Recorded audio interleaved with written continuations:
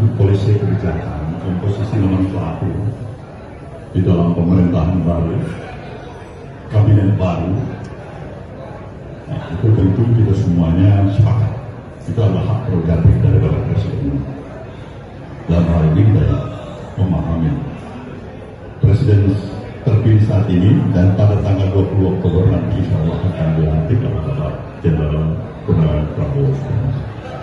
Jadi kita hanya menegaskan kembali sikap Partai Nasdem, yaitu semuanya penghormatan dan penghargaan pada hak prerogatif Presiden untuk mengatur lalu lintas, komposisi, nomenklatur, bahkan penempatan daripada persons di dalam kabinet dengan latar belakang apapun itu, dalam berbagai komposisi apapun yang dirasakan itu tepat, ya kita hormati itu yang terbaik. Kedua, apakah sudah ada bicara-bicara? Ya, sudah lebih dari satu kali bicara. Kalau memang komunikasi dengan saya selaku ketua umum Partai Nasdem itu sudah lebih paling tidak mungkin 2-3 kali lebih.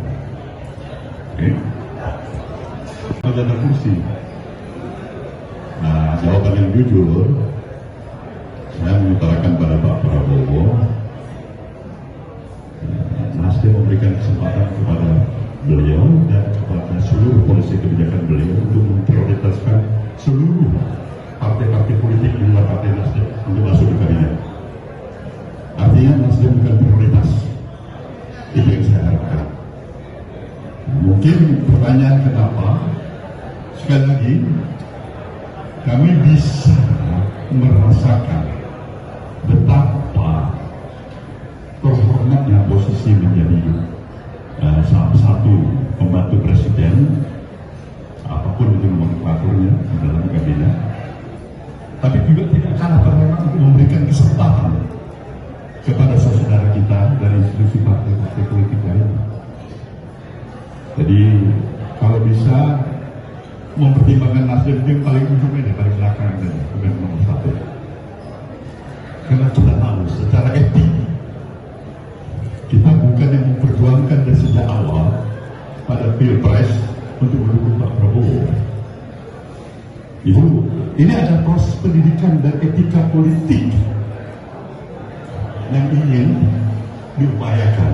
Walaupun tidak bisa sepenuhnya, tapi apa yang masih tersisa sebagai komitmen, konsistensi, sikap untuk tetap memiliki ajas kepantasan dan kepatutan.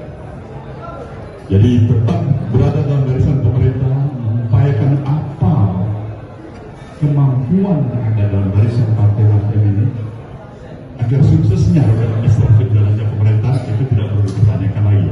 Nasdem ada di sana. Tapi bicara soal kursi, ini bukan keinginan Nasdem nomor 1 itu. Ya nomor 7 yang lebih silakan. Ada nggak ada kursi, pasti kita hormati sekali. Mudah-mudahan ini bisa juga berperan sumbangsi dari satu sikap partai politik bahwasanya kursi bukan jadi segala-galanya. Untuk membuktikan dia loyal, dia ingin bersama, dia ingin membantu atau tidak dalam lingkungan Nasdem. Itu kan yang berkata itu. Terserah Presiden itu. Terima kasih. Metro TV ingin menanyakan pertimbangan apa yang dipertimbangkan untuk memilih nama lama dan melanjutkan ada yang nama lama juga yang dilanjutkan dari pengurus lama ya Pak di periode 5 tahun ke depan, dan juga ada nama baru. Pertimbangan apa yang dipertimbangkan Bapak untuk memilih mereka menjadi dua harapannya begitu, dan ada apa yang nanti akan dilakukan di kabinet Nasdem. Jelas ini memperhatikan, mengkombinasikan yang akhirnya akan memiliki kemampuan sinergisitas dengan output yang jauh lebih kuat. Bagaimanapun kawan-kawan yang sudah pernah memiliki komposisi dalam kepengurusan, dia mempunyai jam pengalaman yang cukup bisa menjadikan referensi yang cukup berarti bagi kawan-kawan yang baru masuk dalam kepengurusan. Tapi darah segar, pikiran-pikiran segar itu juga dibutuhkan oleh apa itu. Dan ini mengkombinasikan juga antara generasi senior dengan generasi muda, generasi yang lebih junior. Lihat tadi komposisinya, ini kesempatan bagi mereka. Yang berbicara ini ketua umumnya nggak bisa selama.